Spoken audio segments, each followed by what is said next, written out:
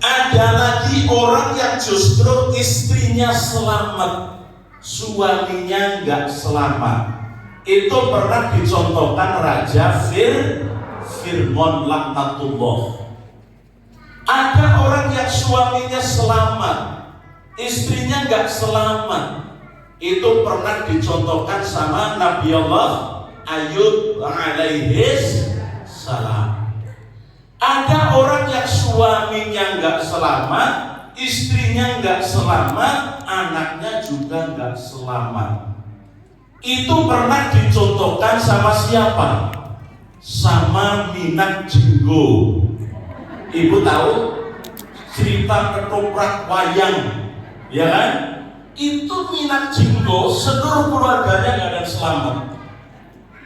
Tapi kalau ibu pengen hidupnya selamat dunia akhirat, ngikutinya baginda Nabi Agung Muhammad Sallallahu Alaihi Wasallam. Karena manusia, hakikat awal penciptaan oleh Allah Subhanahu Wa Taala, manusia itu sudah diuji dari zaman mulai Nabi Adam sampai dengan Adam lagi. Itu semuanya diuji oleh Allah. Contoh nih, zaman Nabi Allah Adam beserta istrinya. Siapa istrinya Nabi Adam, Bu? Namanya Ibu Hawa. Ketika Nabi Allah Adam alaihissalam sedang bercocok tanam, itu tiba-tiba datang iblis ke tempatnya Ibu Hawa. Iblis itu bilang, Assalamualaikum Hawa. Waalaikumsalam. Kamu siapa? Suaranya merdu sekali. Ayah ibu perwakilan dari ketua, dari kelurahan, kan begitu. Kemudian dia bilang, saya datang ke sini Hawa, saya mau menitipkan anak saya Khonnas. Siapa? Khonnas. Khonnas itu anaknya iblis, dititipkan kepada Siti Hawa.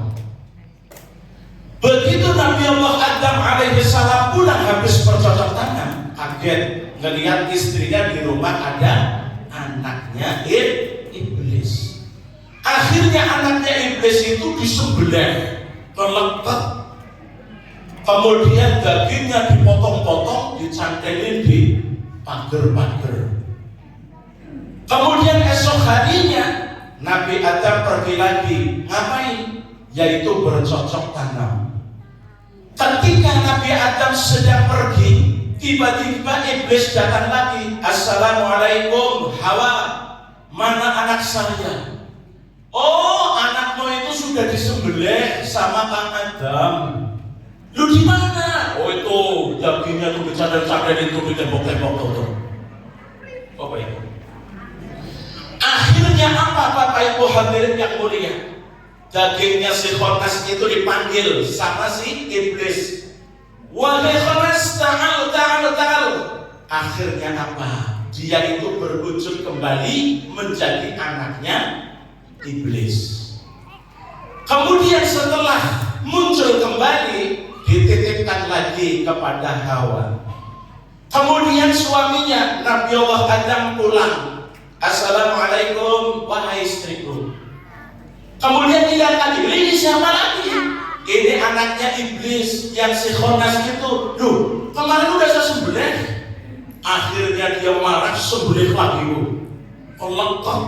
Akhirnya dagingnya dibakar.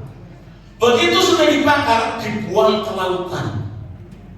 Begitu sudah dibuang ke lautan, esok harinya iblis datang lagi. Wahai Hawa, mana anak saya? Oh, anakmu sudah disembelih, sudah dibakar. Itu abunya tuh udah dibuang sana ke tengah-tengah lautan. Akhirnya si Khonnas itu yang sudah dibuang abunya dipanggil lagi. Ta'al, Khonnas. Akhirnya apa? Dia muncul kembali. Setelah dia muncul, esok harinya iblis datang lagi. Mana Hawa anak saya? Itu anaknya. Akhirnya apa? Melihat anaknya dititip kembali kepada Siti Hawa. Nabi Allah Adam akhirnya marah lagi. Setelah marah, sembelih. Begitu sembelih, digoreng. Setelah digoreng, makan berdua. Dimakan sama Nabi Adam dan Ibu Hawa. Setelah sudah dimakan, esok harinya akhirnya apa? Si iblis datang lagi. Mana Hawa, anak saya? Oh, anakmu sudah disembelih sama Adam.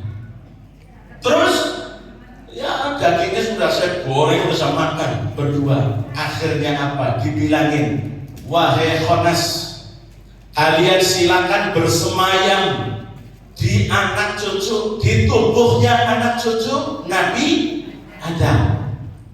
Makanya apa? Setiap manusia terkadang Masya Allah ngaji disuruh ngaji, sedekah disuruh sedekah, sholat disuruh sholat. Kita dakwah dari mulai masjid, dari kantor, dari sekolah, dari manapun, kita selalu untuk mendakwahkan. Kenapa? Karena anak cucu Adam telah mendapatkan warisan dari yang namanya iblis. Dalam tubuh kita akan mengalir daripada jiwa yang disebut dengan iblis. Jiwanya Khannas. Maka sedikit-sedikit marah, sedikit-sedikit ngambek, sedikit-sedikit berantem. Itu jiwa yang ada dalam diri manusia. Maka ketika saya melihat asal muasal manusia diciptakan oleh Allah Subhanahu wa Ta'ala, kemudian muncul. Setelah muncul dalam kehidupannya sampai hari ini, Bu Ibu hadirat, saya teringat ada satu makalah yang disampaikan oleh Sayyidina Abu Bakar. Kata Sayyidina Abu Bakar begini, Satarauna min ba'di malikan ngadudan anudan wa ummatan syia'an wa damman mubahan falihada falzimu bil masajid wasbashiru bil Qur'an wa atasimu bitta'ah. Suatu saat akan ada seorang zaman, suatu saat akan muncul suatu zaman. Zaman di mana ngadu dan na'amul dan wa ummatan syia'an wa damman mubahan. Yang pertama, akan ada seorang pemimpin yang mereka perkasa tapi aniaya. Sekarang ibu-ibu hadirat sudah bisa merasakan, Bu. Coba sekitar 10, 20, 30 tahun yang silam, bagaimana ketika pemimpin bagi bangsa dan negara di zamannya Pak Harto. Kemudian setelah itu muncul zamannya Habibie, muncul lagi zamannya Megawati, muncul lagi zamannya Abdurrahman Wahid, muncul lagi zamannya SBY, muncul lagi zamannya Joko Widodo, muncul lagi sekarang zamannya Pak Prabowo. Mudah-mudahan ibu hadirat, zaman-zaman yang setelah kita lalui, banyak seorang pemimpin mereka perkasa, tetapi mereka aniaya. Pemimpin itu digambarkan oleh Rasulullah itu seperti genteng. Genteng tepatnya di mana, Bu? Genteng tepatnya di atas. Kalau ada hujan, yang kehujanan gentengnya apa yang dibawa genteng? Genteng harus siap kehujanan. Kalau ada panas, genteng harus siap kepanasan. Sekarang banyak genteng-genteng yang ketika panas yang dibawa panas, ketika ada hujan dibawa malah kegerimisan, kebanjiran. Nah, model genteng yang kayak gini sebaiknya diapain? Sebaiknya diganti gentengnya. Supaya apa? Diganti genteng yang bagus. Mudah-mudahan kepemimpinan di tahun 2024 sampai 2029 insya Allah menjadi seorang pemimpin yang dipimpin oleh Pak Prabowo yang amanah, insya Allah. Itu tentang masalah genteng. Wa ummatan syia'an, umat mudah terpecah belah. Makanya pentingnya menjaga ukhuwah Islamiyah. Kenapa? Karena umat mudah terpecah belah buat zaman sekarang. Kan ada banyak orang-orang yang ketika ceramah di podium, dalam diri saya akan ada darah yang mengalir dari darahnya Rasulullah, dari kakek kamu. Ada yang mau begitu ada nggak? Ada. Ya kakek kamu hidupnya zaman kapan? Rasulullah hidupnya di zaman kapan? 1400 tahun yang silam. Ya Allah, ini zaman sudah termasuk zaman fitnatus syarra, zaman fitnah orang agul-agul keturunannya kanjeng Nabi. Ini zaman akhir zaman, Bu. Makanya RW 011, RT 07 dari mulai 1 sampai 14 ini bikin acara pengajian seperti ini memang tepat untuk menanggulangi terjadinya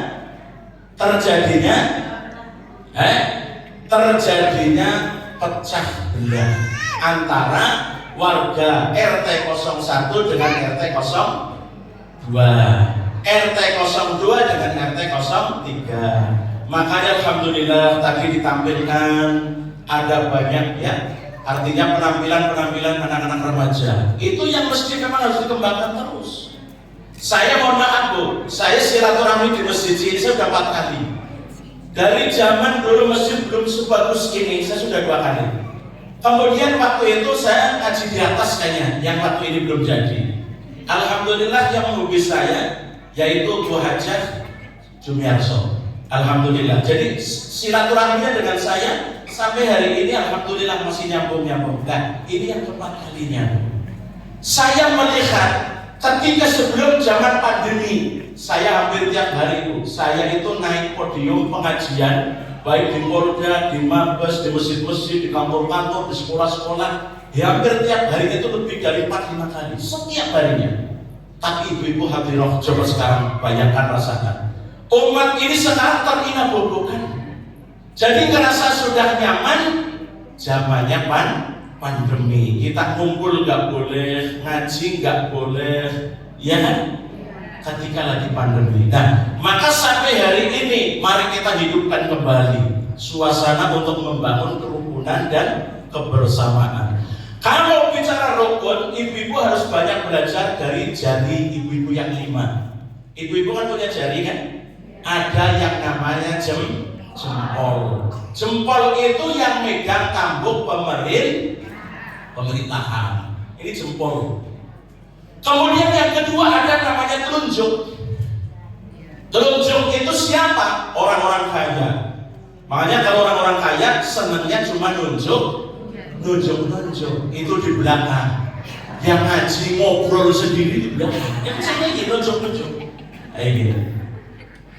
Kemudian yang ketiga jari tengah. Itu siapa? Para cendekiawan, para ulama, para guru, tentara, polisi, itu jari tengah.